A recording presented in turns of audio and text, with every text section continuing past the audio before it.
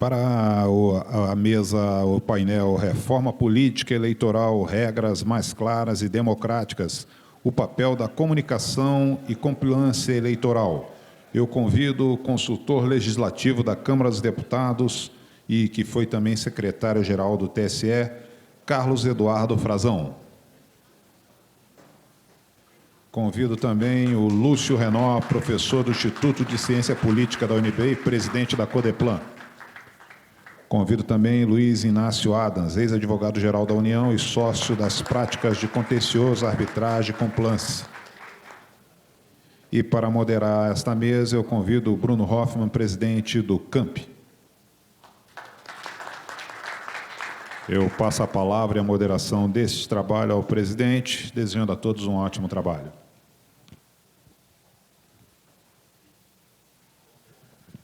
Olá.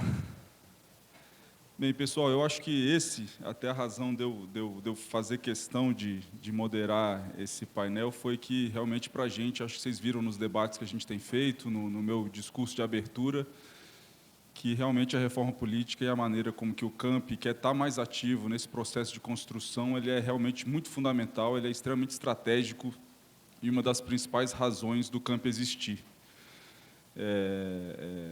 E eu considero esse painel, obviamente, os mais importantes, até pelo peso dos palestrantes, e é interessante até dizer que talvez esse tenha sido um dos painéis mais fáceis de montar, porque, de certa forma, são feitos por amigos aqui.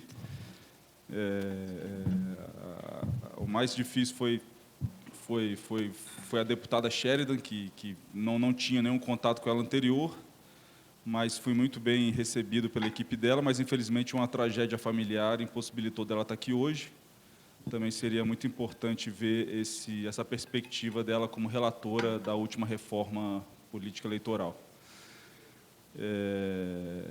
Enfim, temos aqui o Frazão, que foi um dos principais responsáveis, foi o principal responsável pelo fato do CAMP ter assinado o termo de compromisso que a gente assinou com eles. É um cara fantástico, uma pena para o CAMP, ele não está lá no TSE ainda, mas tenho certeza que ele vai contribuir muito como consultor legislativo. O Renó, que é um professor fantástico, dos maiores especialistas aí em reforma política, ele vai começar, inclusive, esse debate trazendo um panorama completo sobre né, enfim, o que saiu da reforma política e as motivações disso, né, os impactos disso. E o Adams, que é um amigo, é um sócio de um instituto que eu tenho também, e que tem uma experiência muito grande do ponto de vista de compliance e dos cuidados que a gente tem que ter nesse meio em geral. Professor Renó, por favor, a palavra é sua. Muito obrigado, Bruno. Prazer estar aqui. Eu tinha mandado uma apresentação, eu acho que cabe porque vou apresentar alguns dados também, apesar dela ter também algumas palavras, um resumo, uma coisa assim, que acho que facilita para a gente acompanhar. Enquanto ele vai colocando, eu queria te agradecer, Bruno, pelo convite, é um prazer colaborar com essa discussão e colaborar com o CAMP, agradecer aqui aos colegas de mesa, e eu vou, quanto tempo eu tenho? Tá bom. Você me avisa, mais ou menos, quando eu tiver estourado uns 10 minutos do tempo, você me avisa? Então, não é isso? Quando eu tiver passado uns 40, você me dá um toque? Tá bom. Eu vou fazer um panorama, né, como o Bruno disse, das várias mudanças institucionais na esfera eleitoral. Eu vou concentrar na esfera eleitoral nessa minha apresentação, que o Brasil vivenciou nos últimos anos, e tentar especular um pouquinho sobre as motivações dessas reformas e depois apresentar né, uma simulação aí dos seus efeitos com algumas evidências empíricas desses efeitos, na esperança de que a gente possa depois no debate retomar, não é, o debate sobre possíveis correções de rumo que possam ser feitas nesse novo ciclo eleitoral que já começou, né? A mesa anterior já deixou muito claro isso, né, que a campanha começa no dia seguinte para alguns candidatos na forma de pré-campanha, né? Então a gente já está entrando nesse período. A minha fala, então, eu vou começar um pouco falando sobre essas motivações que originaram muitas dessas reformas recentes, né, daqueles que a propuseram e daqueles que a aprovaram, ou seja, nossos representantes eleitos na Câmara dos Deputados. Vou dar um panorama geral dessas mudanças e um pouco daquilo que eu imagino que são suas implicações no sistema político brasileiro e no funcionamento, não é, do nosso sistema político. E aí, deparar essas motivações e essas reformas com o que ocorreu nessa eleição. Então, usar essa eleição passada, não é, para tentar averiguar até onde aqueles efeitos das reformas foram conforme as motivações, não é, os objetivos dos arquitetos institucionais que as desenharam, ou o quanto eles foram surpreendidos, não é, pela realidade da eleição nesse processo. E já adianto que uma conclusão mais genérica ou geral que eu chego é que esse processo eleitoral desse ano gerou muita frustração das expectativas, eu acho, das motivações originais daqueles que desenharam as reformas e que as implementaram nos anos anteriores. Eu acho que essa eleição trouxe algo de muito novo e, a meu ver, não antecipado, ou pelo menos contrário àquilo que boa parte da classe política que aprovou essas reformas tinha em mente. E aí apresentar algumas evidências empíricas desse processo. Então, se puder passar. Eu vejo, aqui está faltando um ponto que eu acho que é importante, eu vou começar por ele, sobre as motivações, não é, da reforma eleitoral, desse processo de reforma eleitoral. Foram vários momentos diferentes, não é, de reforma das nossas instituições eleitorais aqui no Brasil, mas acho que especular um pouco sobre as motivações daqueles que a fizeram. Uma óbvia, e que não está aqui escrita, eu deveria ter colocado, é uma reação, obviamente, à Lava Jato, à corrupção, a esse conjunto de escândalos, não é, de corrupção que marcaram o sistema político brasileiro nos últimos 10 anos, mais ou menos, se não mais. Então, esse é um pano de fundo importante para entender todo um processo que ocorreu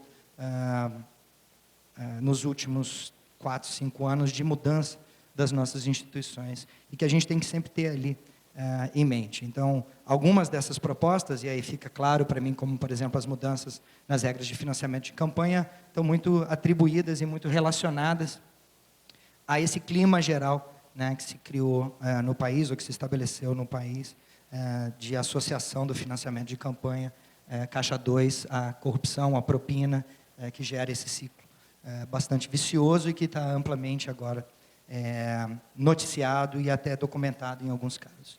Então, esse é um ponto que tem que estar presente na nossa cabeça. Pode voltar um pouquinho? Outro ponto muito explícito desse processo de reforma tem a ver com o enxugamento do nosso quadro partidário.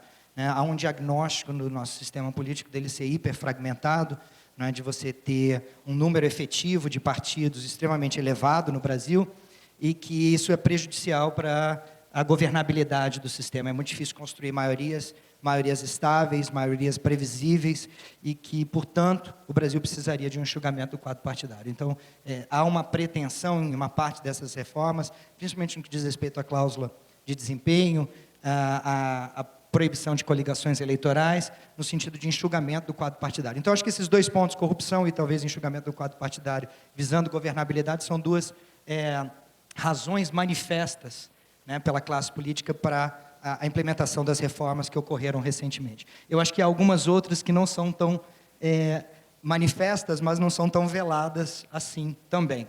Eu acho que uma parte das reformas que ocorreram usaram do argumento da corrupção ou do combate ao enfrentamento à corrupção, mas tinham muito mais a ver com um projeto, talvez, de concentração de poder e de recursos.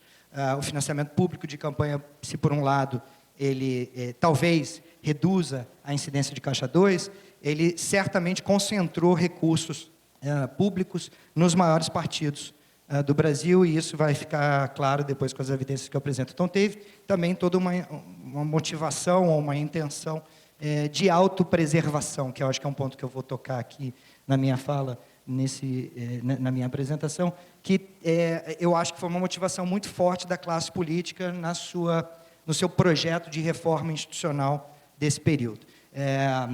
Isso se apresenta claramente na concentração de recursos, principalmente financiamento de campanha, e uma pretensão, ou talvez uma ambição, de redução da renovação do sistema político brasileiro, que se reflete também em outros elementos, mas um deles, a redução do tempo de campanha, que favorece enormemente candidatos já conhecidos ou candidatos com muitos recursos financeiros. Então, acho que tinha aí um projeto, uma motivação velada, e que é bastante legítima da classe política. Políticos atuam com várias motivações diferentes, fazer política pública de boa qualidade, atender os interesses do seu eleitorado, mas também de sobreviver na sua carreira política no longo prazo. Tudo isso, desde que feito dentro da lei, é legítimo e é legal. Ainda mais quando a gente pensa num processo de reforma política que toca tão próximo desse último objetivo, que é de sobrevivência eleitoral. Então, é óbvio que esse elemento se sobressai dentro das motivações, e eu acho que isso ficou muito claro em algumas das escolhas que foram feitas. Então, acho que esses dois elementos, concentração de recursos e uma tentativa de redução do ímpeto de renovação, que talvez viesse da sociedade, motivaram, em grande medida, as propostas que foram aprovadas no período.